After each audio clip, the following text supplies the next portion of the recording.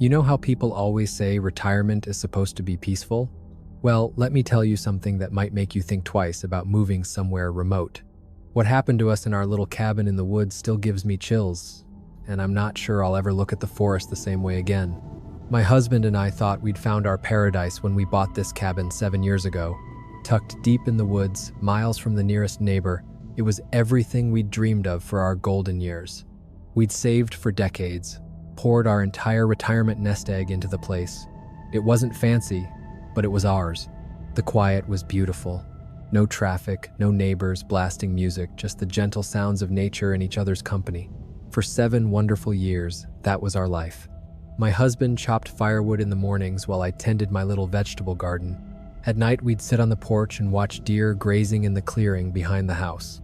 Sometimes a family of raccoons wandered through, or a fox would dart by. It was exactly the peaceful life we'd worked so hard to build. But everything changed last fall. It started with noises at night that didn't belong there. Live in the woods long enough, and you learn what's normal and what's not. The usual nighttime chorus of owls and crickets suddenly had a new instrument. Heavy footsteps too cautious, too slow for deer or moose. Branches snapping, not from the wind, but from something big moving through them on purpose. At first, we told ourselves it had to be a bear getting ready for winter, or maybe a couple of moose passing through. We'd seen both before, just never this close to the house. My husband used to joke that maybe we had a clumsy new neighbor who'd just moved into the area. We'd laugh about it over our morning coffee, but I noticed we were both checking the locks a little more carefully at bedtime. The sounds kept creeping closer. What had started as distant thumps out in the trees was now happening right at the edge of our yard. Sometimes I'd wake up in the middle of the night to what sounded like something huge moving just behind the tree line. My husband would stir and we'd lie there in the dark, listening. He'd reach over and squeeze my hand, both of us too scared to say what we were thinking. One morning we found our trash cans knocked over, not just tipped like a raccoon would do, but flipped upside down and dragged nearly 20 feet from where they'd been.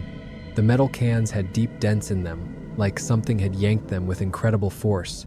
We cleaned up the mess and told ourselves it had to be a bear. But deep down, we both knew bears don't usually haul trash that far just to make a mess. That's when my husband decided to install motion-activated cameras. He said knowing what animal we were dealing with would help us feel safer. If we could confirm it was only a bear, we'd take the right precautions and stop worrying. He put one camera by the front door and another aimed at the backyard, where most of the noises seemed to come from.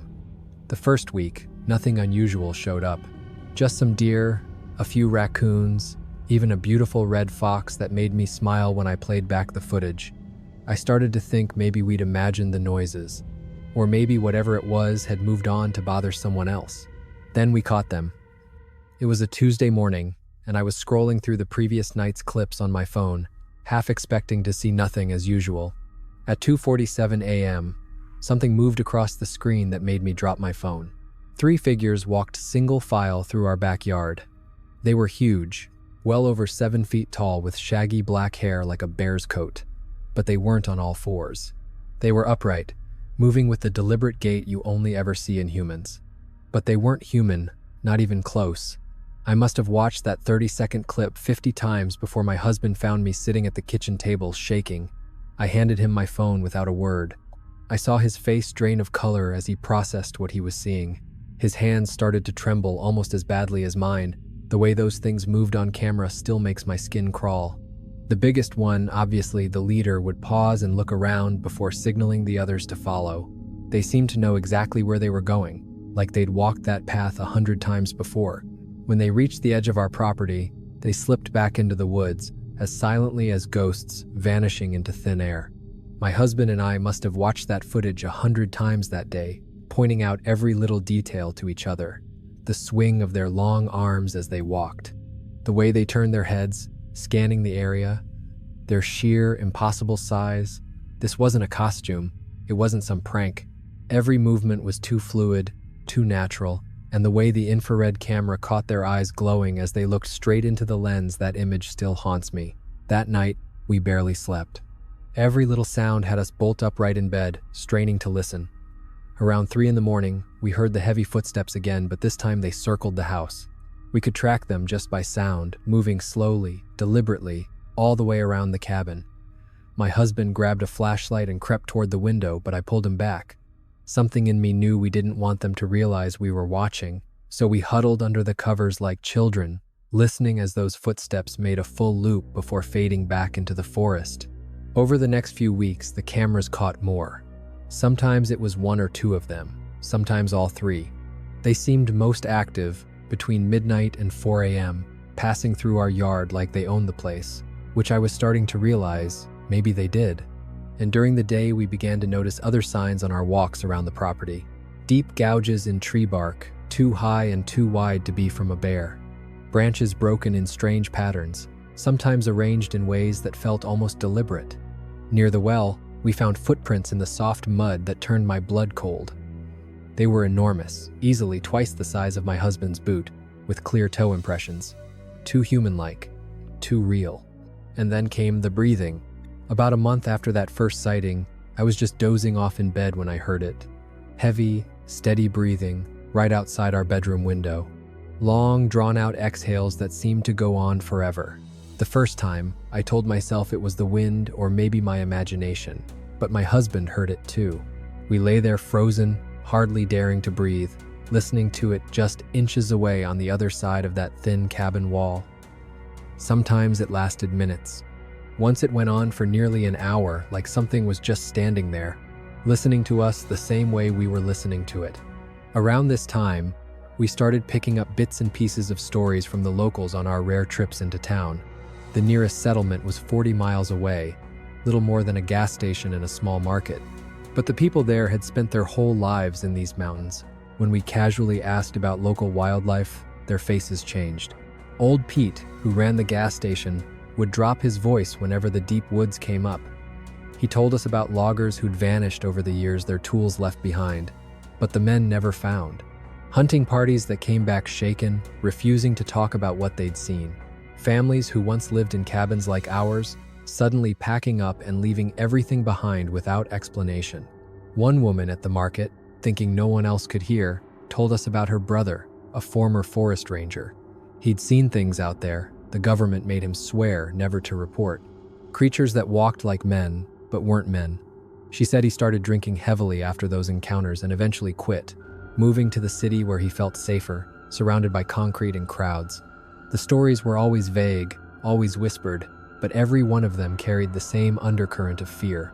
Something lived deep in these woods that people had learned not to talk about, something better left unspoken. And we began to understand why our cabin had sat on the market for so long before we bought it, and why the price had been so low. The previous owners had left in a hurry, abandoning most of their belongings. We thought we were getting a bargain. Now we realize we may have inherited something we never wanted. But what choice did we have? This cabin represented our entire life savings. Every dime we'd scraped together during our working years was tied up in this place. We couldn't just walk away, and even if we tried to sell, who would buy it? Who would believe us if we explained why we wanted out? The idea of going to the authorities was even worse. Can you imagine walking into the sheriff's office and trying to explain that a family of monsters is living on your property? They'd think we were a couple of crazy old folks going stir-crazy in the woods. Best case, they'd laugh us out of the building. Worst case, they'd decide we were a danger to ourselves and lock us up somewhere. So we stayed, and the encounters kept escalating. My husband began to see them directly. The first time was one evening as he took out the trash at sunset. He made it halfway to the cans before freezing in his tracks. At the edge of our clearing, partly hidden behind a massive pine, stood a figure unlike anything he'd ever described to me. When he came back inside, his face was white as a sheet, and he was trembling. He said it had to be at least 8 feet tall, with shoulders so broad they barely fit behind the tree. It just stood there, staring at him, no movement, no sound, just watching. When my husband stepped back toward the house, the thing melted into the woods so quickly he wasn't sure he'd actually seen it. But he had. We both knew it. My own face-to-face happened a week later. I was home alone making lunch in the kitchen when something moved outside the window. At first I thought it was a branch swaying in the wind. But when I looked closer, I realized I was staring at something covered in dark brown hair walking past the side of the house. It was so tall that even with the window about 4 feet off the ground, I could only see it from the chest down. The hair was thick and coarse, moving naturally with each step. But what froze me were its arms longer than any human's, swinging lightly at its sides as it walked. I dropped to the floor, crawled away from the window, and hid behind the kitchen island until my husband came home 2 hours later. I spent that entire time convinced the thing was coming back, maybe to look in the window, maybe to try the door. Every sound, every drip of water in the house made me jump. The nighttime encounters grew more frequent and more aggressive. We'd often be jolted awake by loud banging on the door's steady, deliberate pounding that went on for minutes before stopping. The first time it happened, my husband grabbed his rifle and started toward the front door, but I begged him not to open it. There was something wrong with that sound. It was too measured, too purposeful, like something was testing us to see how we'd respond. The next morning, when we reviewed the Ring footage, we saw a massive shape on our porch. The infrared couldn't capture details, but you could clearly make out a hulking form filling the doorway, raising what looked like a fist and hammering at the door. Then our outdoor furniture started moving.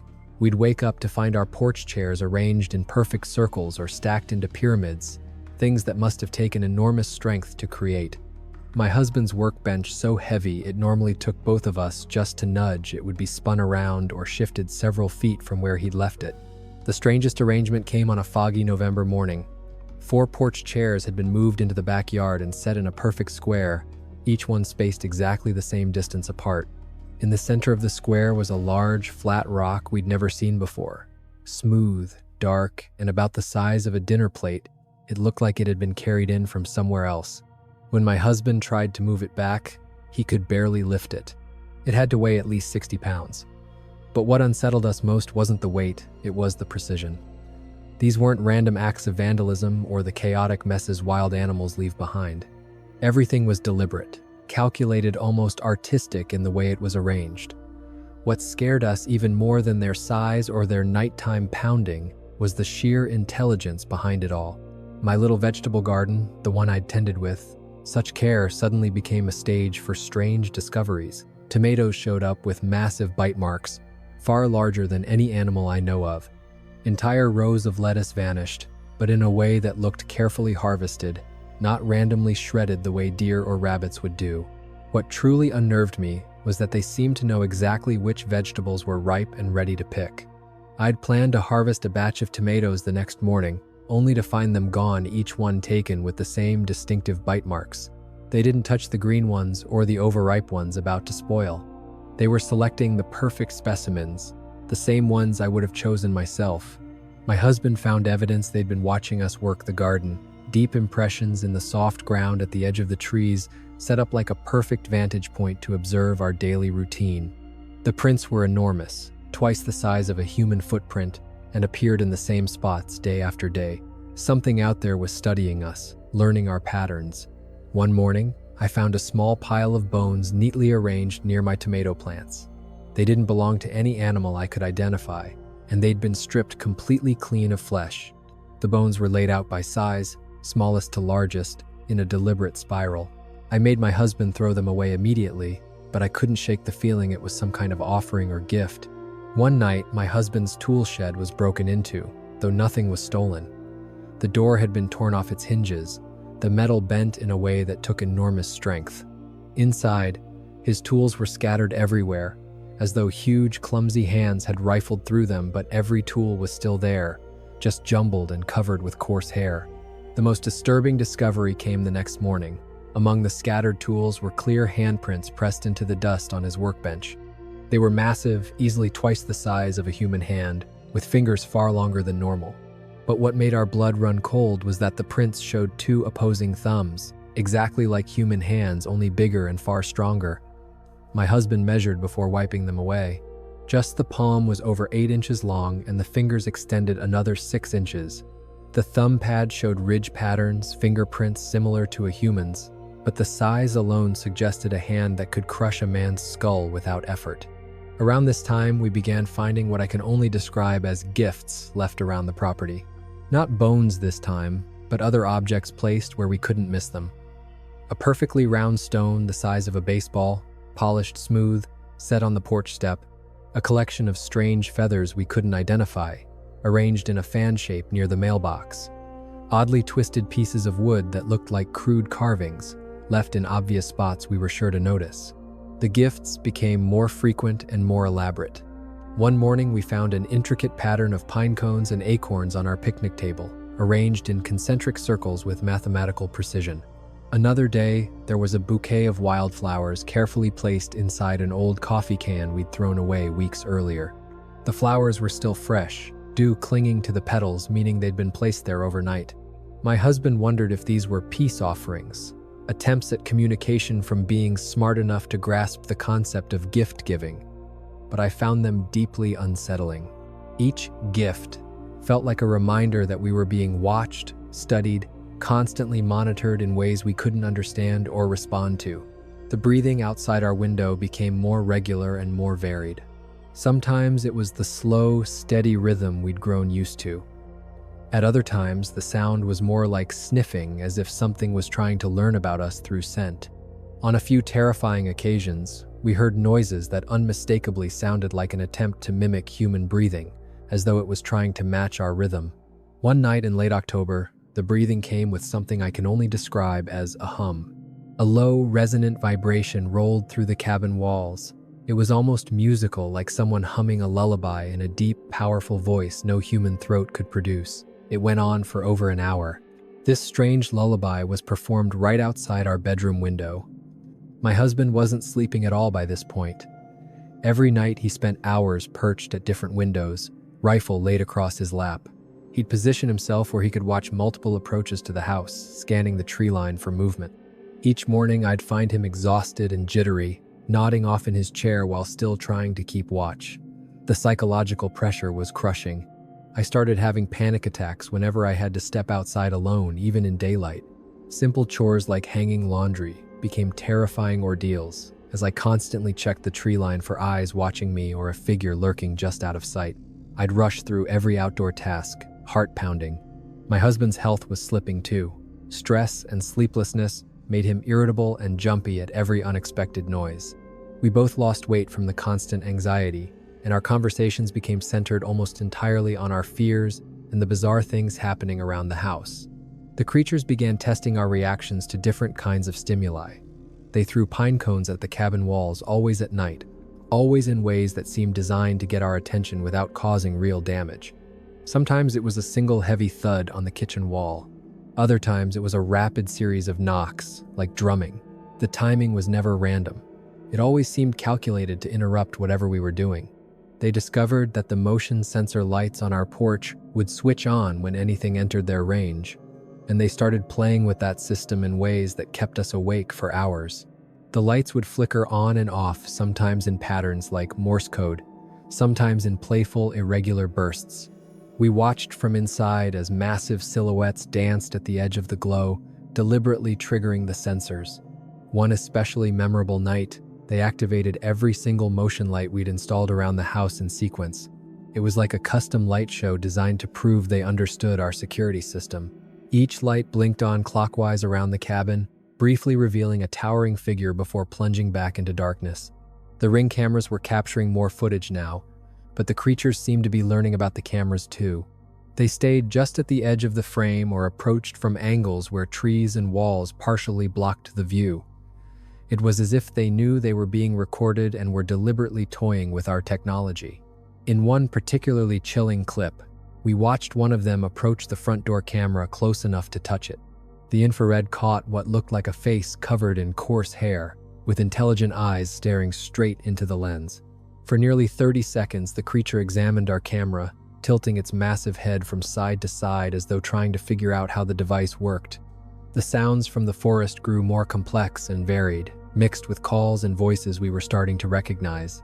We began to hear noises like wood knocks, rhythmic, echoing sounds carrying through the trees, sometimes answered from multiple directions. It was clearly some kind of communication, a language of knocks we couldn't understand but knew was deliberate and meaningful.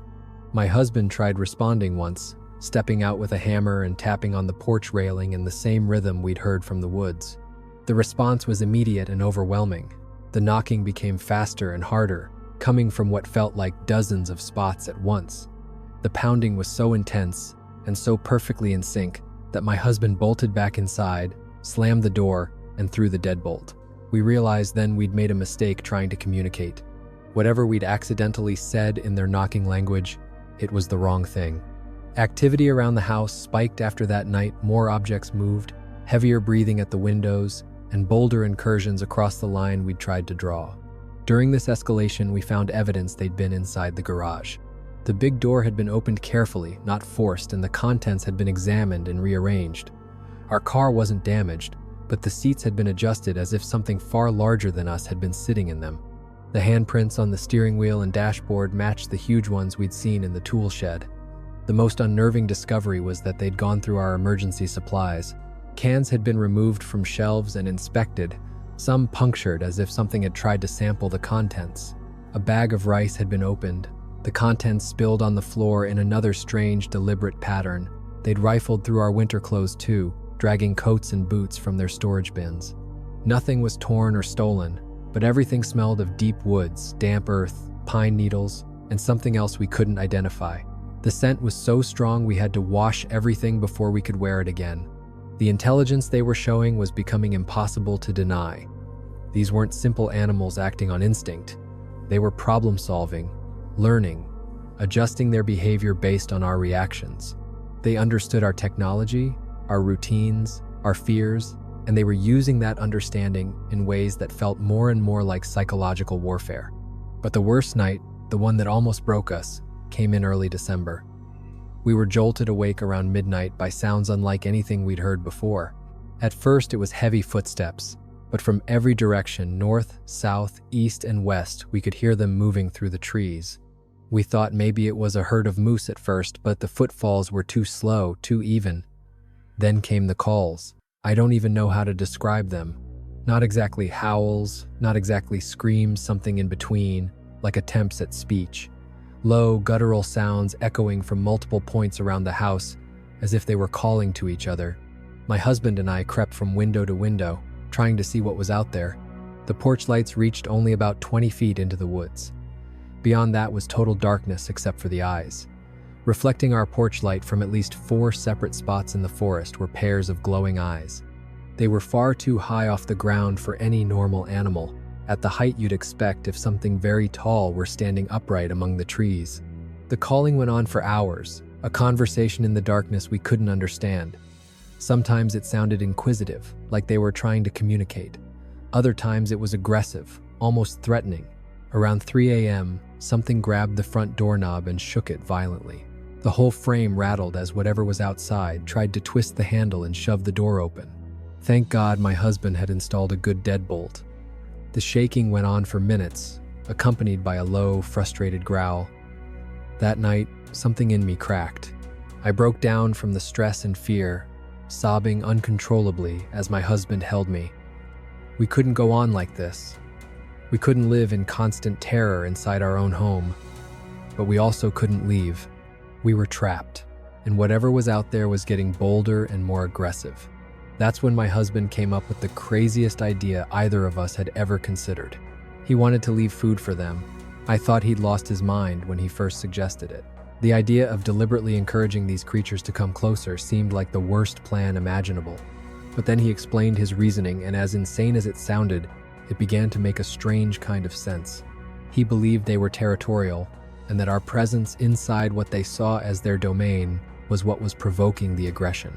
Maybe if we showed them we weren't a threat, if we showed respect or even submission, they'd leave us alone. My husband said it was just like dealing with any wild animal, only bigger and smarter. The plan was to leave cooked food deep in the woods, far enough from the house that they wouldn't connect it directly with us, but close enough that they'd find it and understand it came from us. He spent 2 days preparing cooking fresh salmon and gathering ripe fruit from our stores. I begged him not to do it. Every instinct I had screamed that this was dangerous, that we were playing with fire. But we were desperate.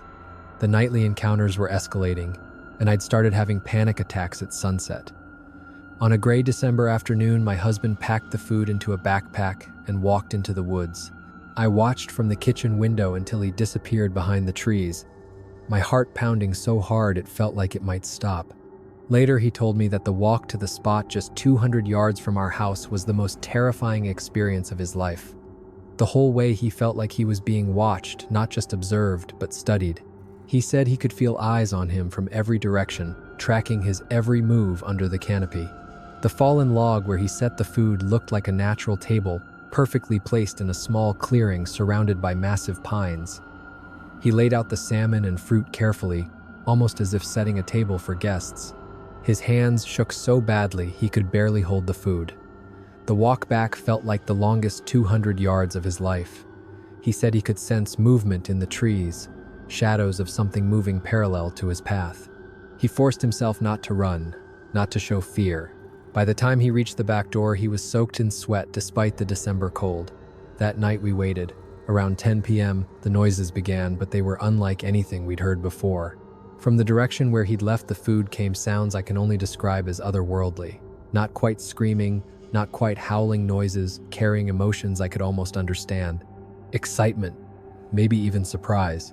The sounds went on for more than an hour. Sometimes they were almost joyful, like a celebration. Other times they turned rough and guttural, as if multiple voices were arguing or debating something important.